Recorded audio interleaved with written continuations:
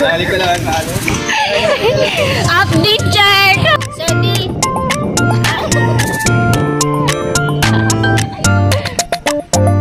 Yung pogi naming driver, yung assistant, yung secretary.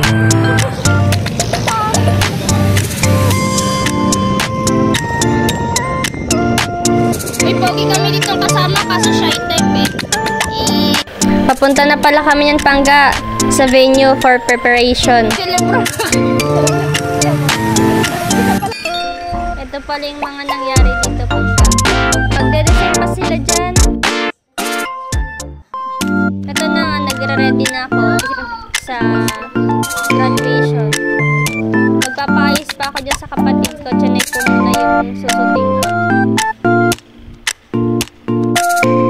Kung may marinig ka man dito na nagbubulong-bulong, Pangga, huwag pansinin yung sanak namin yan eh.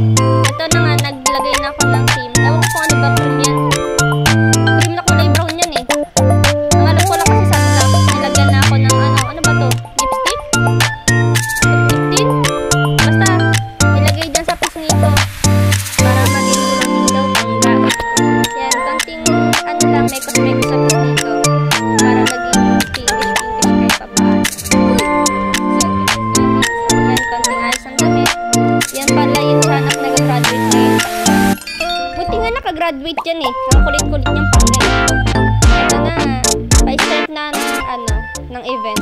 Ito, nag-picture-picture muna kami. Kasi hindi nakikisama yung sanak na to eh.